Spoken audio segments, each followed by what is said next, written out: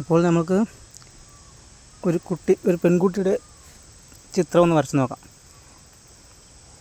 അപ്പോൾ ഇത് നമ്മൾ നോക്കി വരയ്ക്കുന്ന ചിത്രമാണ്.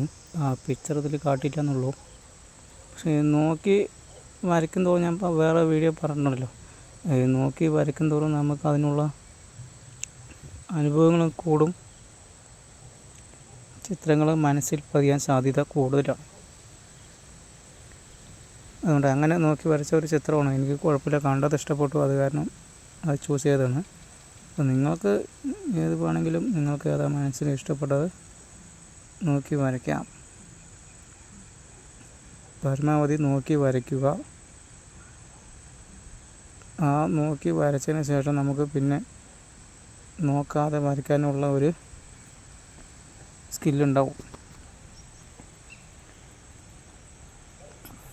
ചിത്രത്തിൽ ഇതിലുള്ള ഒറിജിനൽ ചിത്രത്തിലുള്ളത് പോലെയൊന്നുമല്ല, ഇത്തിരി ചെറിയ മാറ്റങ്ങളൊക്കെ വരുന്നത്. അത് ചെറുതായി ഇത്ര ഷെയ്ഡിങ് ഒന്നും കൂടുതലുള്ള വെറുതെ ഒരു ലൈൻ ഡ്രോയിങ് മാത്രമേ ഉണ്ടായിരുന്നുള്ളൂ.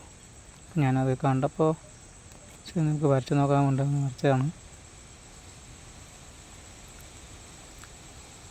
മെയിനായിട്ട് ഹെയർ എവിടെയാണ് ഡാർക്ക് വരുന്നത് ലൈറ്റ് വരുന്നത് ഒന്ന് ശ്രദ്ധിച്ചാൽ നമുക്ക് ഹെയറൊക്കെ ഇത്തിരി നാച്ചുറലായിട്ട് വരയ്ക്കാൻ പറ്റും. നമ്മളിപ്പോൾ ഇവിടെ ചെയ്യുന്നത് ലൈറ്റുള്ള ഭാഗത്ത് ആ ലൈറ്റ് അങ്ങനെ വിടുകയാണ്. അപ്പോൾ ഡാർക്കുള്ള ഭാഗത്ത് ഡാർക്ക് കൊടുക്കുകയും ലൈറ്റുള്ള ഭാഗത്ത് ലൈറ്റ് അങ്ങനെ വിടുകയാണ്. കുറച്ച് അതിനോടൊപ്പം തന്നെ മുടിൻ്റെ ഇത് അറിയാൻ വേണ്ടി ഒന്ന് വരഞ്ഞ് കൊടുക്കുന്നുണ്ട്. അപ്പോൾ നമുക്ക് കുറച്ചുകൂടെ നാച്ചുറലായിട്ട് കിട്ടും.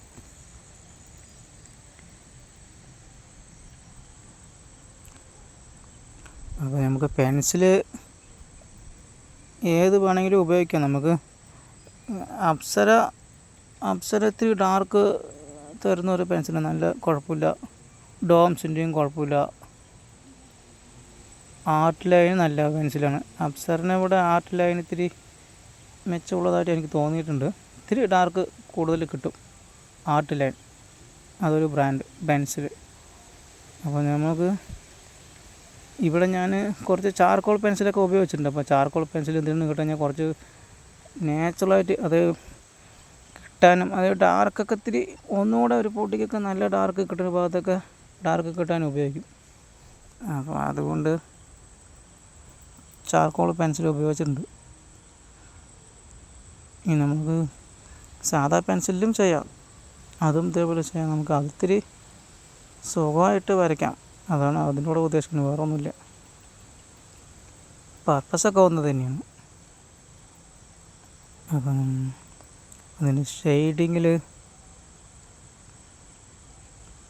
സ്കിപ്പ് ചെയ്യാതെ കാണുക എന്നുണ്ടെങ്കിൽ നമുക്ക് ഇതിൻ്റെ എവിടെയാണ് ഷെയ്ഡിങ് കൊടുക്കണതെന്ന് മനസ്സിലാവും. അപ്പോൾ ഡാർക്കുള്ള ഭാഗത്തൊക്കെ നന്നായി ഡാർക്ക് കൊടുക്കുകയും അവിടെ നിന്ന് അങ്ങോട്ട് ലൈറ്റായി കൊടുക്കുകയാണ്. അപ്പോൾ ഇത്തിരി പെൻസിലൊക്കെ ഇത്തിരി നന്നായിട്ട് ആ ഭാഗത്ത് വരുമ്പോൾ ഇത്തിരി നന്നായിട്ട് ഊന്നി കൊടുക്കുക.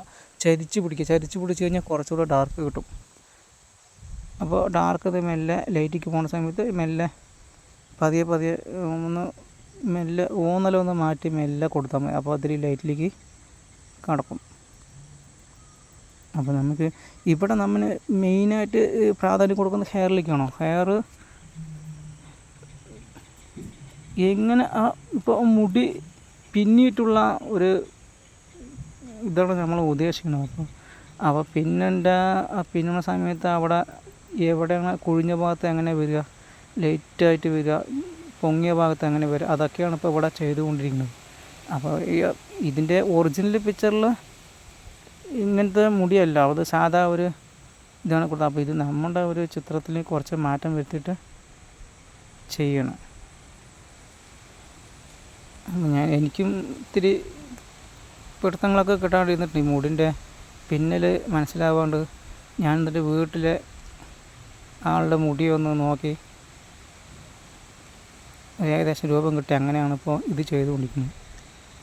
ഷെയ്ഡിങ് നമുക്ക് കണ്ടില്ല, ഏതാമുള്ള ഭാഗത്ത് ഇത്തിരി നല്ല ഡാർക്ക് കൊടുക്കുകയും ലൈറ്റുള്ള ഭാഗത്ത് ലൈറ്റ് കൊടുക്കുകയും ചെയ്യുന്നത്.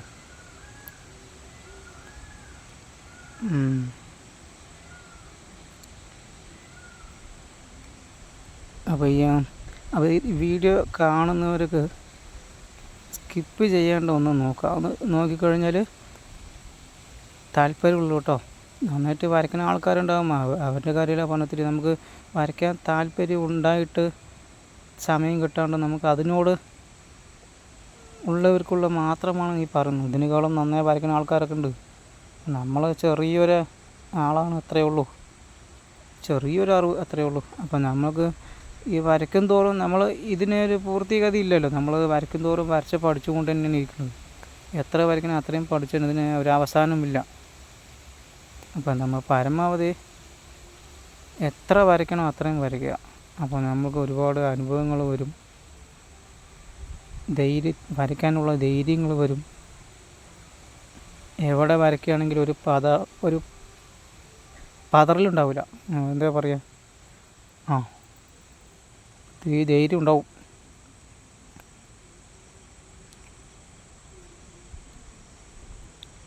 നമ്മൾക്ക് അപ്പം ഇനി ഞാനിപ്പോൾ ഇത് പറഞ്ഞ് അങ്ങോട്ട് നീട്ടണില്ല. അപ്പോൾ വീഡിയോ ഒന്ന് കാണാൻ എല്ലാവരും ശ്രമിക്കുക.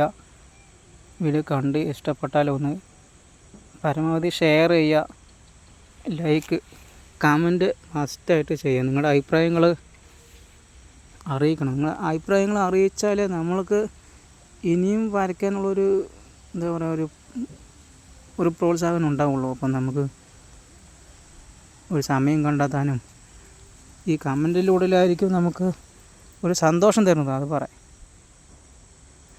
അപ്പോൾ കമൻറ്റ് മെയിനായിട്ട് നിങ്ങളെ അറിയിക്കുക. അപ്പോൾ നിങ്ങൾ എന്ത് പറഞ്ഞാലും സന്തോഷം. അപ്പോൾ ഇനിയും നമ്മുടെ വീഡിയോകൾ ഇനിയും വരുന്നുണ്ട്, തുടർച്ചയായി കാണുക, സപ്പോർട്ട് ചെയ്യുക. മെയിനായിട്ട് ചാനലൊന്ന് സബ്സ്ക്രൈബ് ചെയ്യുക. നിങ്ങളുടെ വിലയേറിയ പ്രോത്സാഹനങ്ങൾ ഇനിയും കൂടുതൽ ഞാൻ പ്രതീക്ഷിക്കുന്നുണ്ട്. അതുകൊണ്ട്